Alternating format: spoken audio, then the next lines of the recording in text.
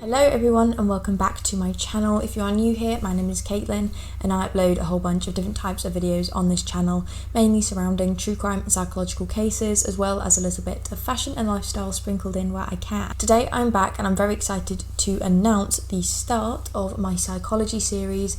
I have been promising this on my Twitter and on my Instagram, and you guys seem to just really want to see this series, and I thought, why not? So yes, every other Saturday you're going to have a psychology related video up on this channel. Now that might be an experiment, discussing a psychology topic, anything really. So if you guys have any requests, like I say, that could be anything remotely related to psychology, and if you want me to include it as part of this series, then feel free to either message me or leave your requests in the comment section below. So for today's installment of Psychology Saturday, we are going to be discussing an experiment or a study called The Strange Situation. The Strange Situation is the name given to a procedure that was developed as a means of identifying, differentiating and classifying different attachment types in children in relation to their mothers. So if you want to hear a little bit about this procedure, this case, then keep on watching, but as always I'm just going to whiz through my usual disclaimer that I like to include at the start of my videos. I'm by no means claiming to be an expert in this case or any of the other cases I cover over on my channel. I'm simply relaying information I'm able to find myself on the internet, and because only certain sources are accessible to me, that means I may get things wrong, mispronounce things or leave things out,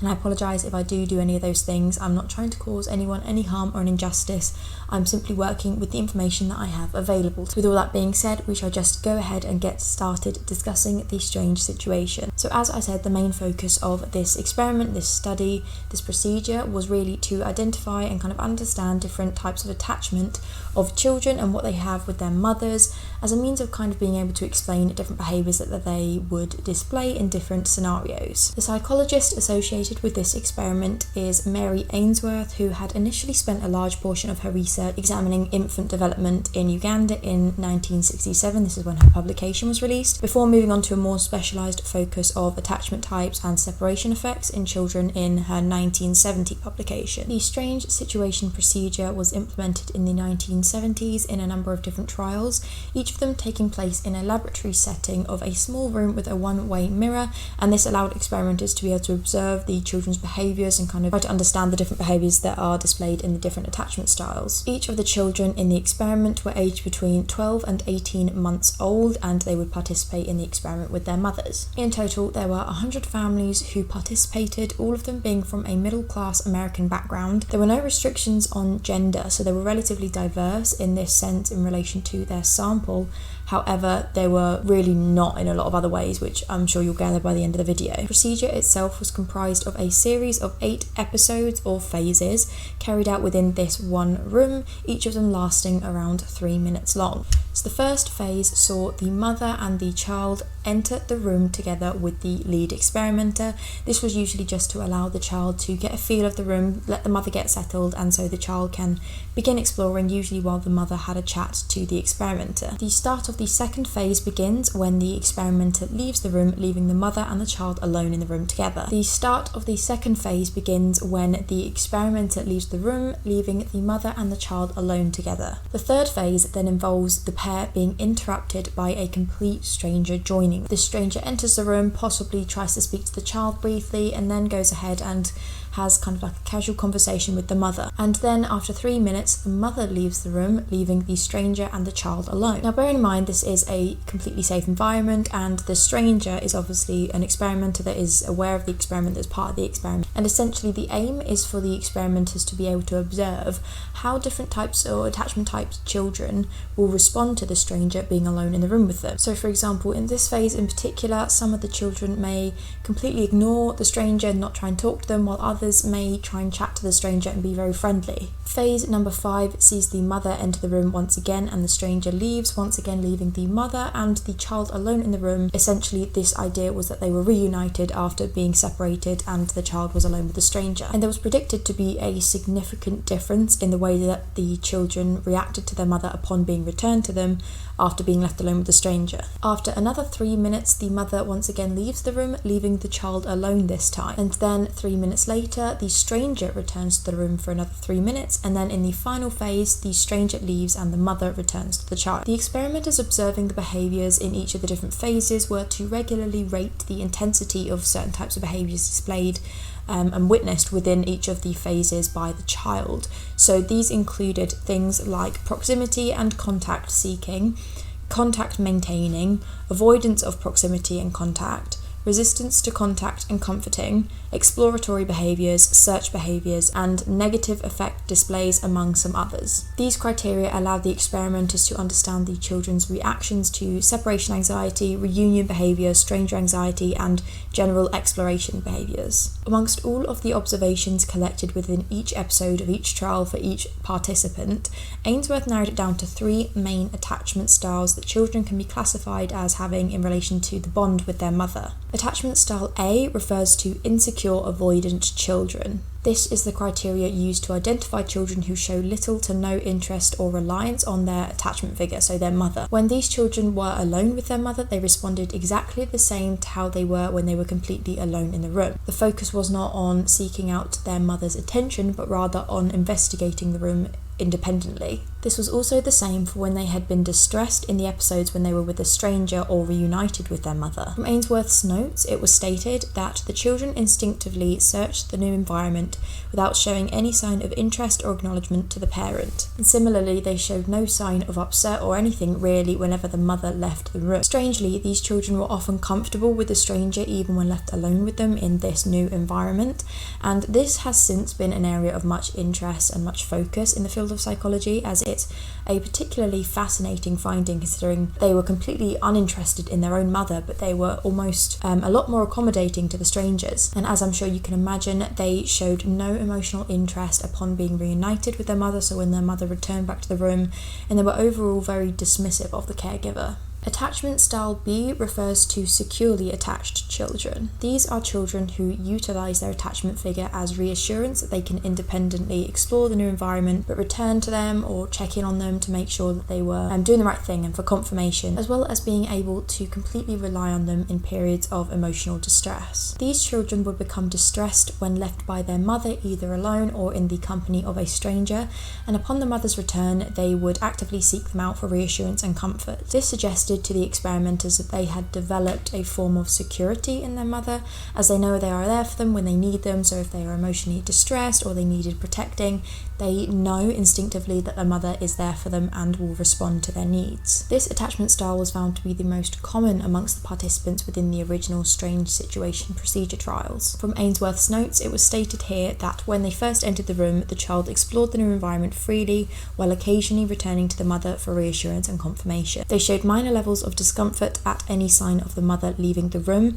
and they showed an ability to be comfortable and friendly towards strangers, although only when in the company of a parent, and once they witnessed the mother's friendly attitude towards the adult. And whenever the mother returned to the room, they were very happy, openly happy to see her, almost relieved. Attachment style C refers to insecure ambivalent or insecure resistant children. These children will be anything but consistent in their behaviours and reactions towards their caregiver. For example, they may at points be overly dependent and very full-on with their mother in terms of the affection that they're showing them. But if the attention is reciprocated by the parent, or following a period in which they were separated from them, they may refuse to acknowledge or interact with the parent. Essentially, they aren't able to form any stable attitudes towards their carer, as they are constantly changing, as opposed to the securely attached children who have developed an underlying sense of security and stability within their reactions and their behaviours towards their mother. Insecure resistant children were typically found to react in an exaggerated manner whenever they're upset,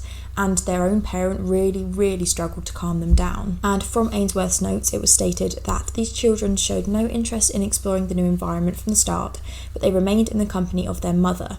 When they were separated from their mother, they were extremely upset and also very uncomfortable when they were in the company of a stranger. Then, when they were reunited with the mother, they often rejected them completely and couldn't be calmed by her presence whatsoever when she returned, almost as though there was like an underlying lack of trust there. It is worth noting that in the year of 1990, fellow psychologists Main and Solomon revisited the tapes from Ainsworth's original trials, and they proposed the presence of a fourth attachment style that hadn't been initially listed in the findings of of the strange situation trials, and this, according to them, was the disorganized attachment style. So according to betterhelp.com, this attachment type is the result of unresolved trauma, pain or loss, and the parent is unable to attach themselves securely to their child. They claim that this attachment style is particularly common amongst children who have suffered abuse, and they often display behaviours including antisocial behaviour, pattern behaviours like rocking back and forth, an extremely inconsistent attitude towards other people. They are selfish in nature and have the potential to follow the patterns of abuse they themselves faced as children. These obviously aren't all guaranteed if a child is identified as being disorganised attached, however,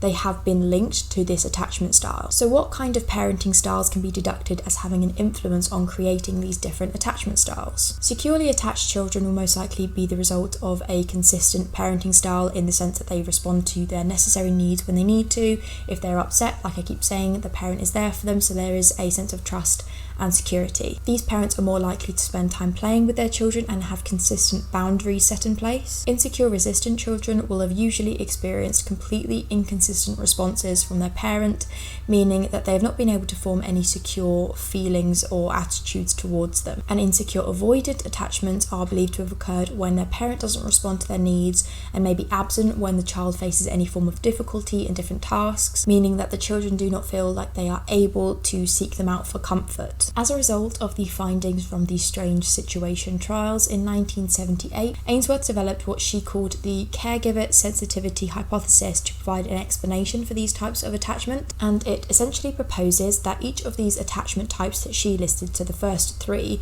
are the result of different levels of sensitivity, behaviour and mother provides to the children. Mothers classed as sensitive are attentive towards their child's needs and respond in necessary ways, and this is most likely to lead to a securely attached child. Insecurely attached children are likely to occur when mothers don't respond appropriately or don't respond at all to the child's needs. All of these findings from this procedure provided solid empirical evidence in support of Bowlby's theory of attachment, which I can make a separate video on if you want to. So if maybe at a later point in the series you want to see me discuss Bowlby's theory of attachment, then please do let me know. There is a significant amount of discussion points in relation to this experiment and the subsequently developed theory. The strange situation itself provided a large sum of consistent results, meaning that it can be praised for its reliability, i.e. if it was reproduced in the same conditions with the same number of participants, it would likely provide the same findings. There have been subsequent studies that were carried out in a number of different locations that had the potential to highlight any potential cultural differences in the findings, and the majority of them did find that there was some form of cultural difference in terms of the amount of certain types of attachments found in certain areas. However, they did mostly act in support of the initial proposed attachment styles. However, the procedure has been questioned in the sense that it was not necessarily the most ecologically valid due to the fact that it was